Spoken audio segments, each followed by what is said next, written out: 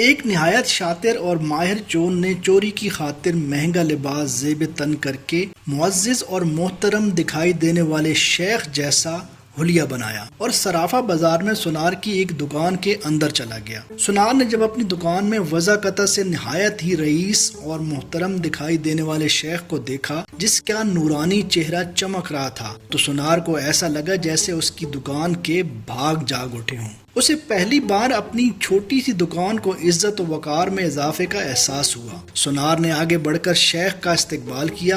شیخ کے بہروپ میں چور نے کہا، آپ سے آج خریداری تو ضرور ہوگی، مگر اس سے پہلے بتائیں کہ کیا آپ کے لیے ممکن ہے کہ آپ اپنی سخاوت سے ہمارے ساتھ مسجد بنانے میں حصہ ڈالیں؟ اس نیک کام میں آپ کا حصہ خواہ ایک درہم ہی کیوں نہ ہو۔ سونار نے چند درہم شیخ کے حوالے کیے ہی تھے کہ اسی اثناء میں ایک لڑکی جو درحقیقت چور کی ہی ہم پیشہ تھی دکان میں داخل ہوئی اور سیدھی شیخ کے پاس جا کر اس کے ہاتھوں کو بوسہ دیا اور التجائیہ لہجے میں اپنے اور اپنے اہل و عیال کے لیے خیر و برکت کی دعا کے لیے کہا۔ سونار نے جب منظر دیکھا تو اس سے راہ نہ گیا اور معذرت خواہانہ لہجے میں کہنے لگا، اے محترم شیخ، لا علمی کی معافی چاہتا ہوں مگر میں نے آپ کو پہچانا نہیں ہے۔ لڑکی نے یہ سن کر تعجب کا اظہار کیا اور سونار سے مخاطب ہو کر کہنے لگی، تم کیسے بد نصیب انسان ہو، برکت، علم، فضل اور رزق کا سبب خود چل کر تمہارے پاس آ گیا ہے اور تم اسے پہچاننے سے انکار کر رہے ہو۔ لڑکی نے شیخ کی طرف اشارہ کرتے ہوئے کہا کہ یہ فلاں علاقے کے مشہور و معروف شیخ ہیں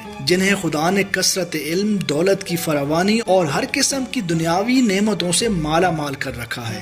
انہیں انسانوں کے بھلے کے سوا کسی چیز کی حاجت نہیں ہے، لوگ ان کی ایک جھلک دیکھنے کے لیے بےتاب رہتے ہیں۔ سونار نے شیخ سے معافی مانگتے ہوئے کہا کہ شیخ صاحب، میں معافی کا طلبگار ہوں، میرا سارا وقت اس دکان میں گزرتا ہے اور باہر کی دنیا سے بے خبر ہوں، اس لیے اپنی جہالت کی وجہ سے آپ جیسی برگزیدہ شخصیت کو پہچان نہ پایا۔ شیخ نے سونار سے کہا، کوئی بات نہیں، انسان خطا کا پتلا ہے، غلطی پر نادم ہونے والا شخص خدا کو بہت پسند ہے۔ تم ایسا کرو، ابھی میرا یہ رومال لے لو اور 7 دن اسے اپنا چہرہ پونچھتے رہو۔ 7 دنوں کے بعد یہ رومال تمہارے لیے ایسی برکت اور ایسا رزق لے کر آئے گا جہاں سے تمہیں توقع بھی نہ ہوگی۔ جوہری نے پورے ادب و احترام کے ساتھ رومال لیا، اسے بوسہ دیا، آنکھوں کو لگایا اور اپنا چہرہ پونچھا تو ایسا کرتے ہی وہ بے ہوش ہو کر گر پڑا۔ اس کے گرتے ہی شیخ اور اس کی دوست لڑکی نے سونار کی دکان کو لوٹا اور وہاں سے رفو چکر ہو گئے۔ اس واقعے کو جب 4 سال گزر گئے اور سونار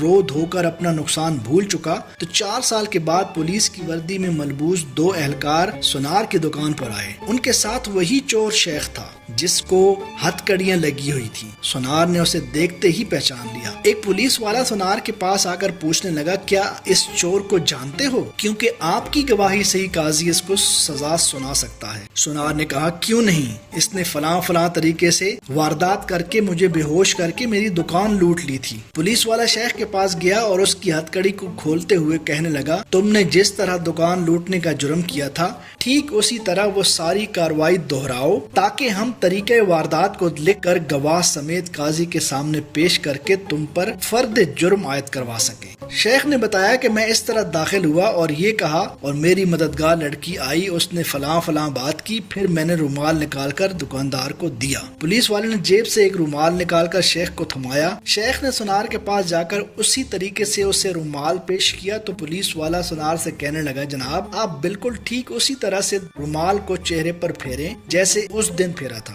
سونار نے ایسا ہی کیا اور وہ پھر سے بے ہوش ہو گیا۔ شیخ نے اپنے دوستوں کی مدد سے دوبارہ دکان لوٹ لی جنہوں نے پولیس والوں کا بھیس بدل کر رکھا ہوا تھا۔ آج ہمارے ملک کا بالکل یہی حال ہے، ہر 4 سال بعد چور بھیس بدل کر ہمارے پاس آتا ہے اور چکنی چپڑی باتوں سے ملک اور قوم کا سامان لوٹ کر پتلی گلی سے نکل جاتا ہے۔ ہر دفعہ ایک نیا منظر، نیا لباس، نیا بہروپ، نئی شکل اور نیا حربہ جس سے عوام دھوکہ کھا کر اعتبار کرتی ہے اور آخر میں محافظوں سمیت نکلتا وہی چور ہے۔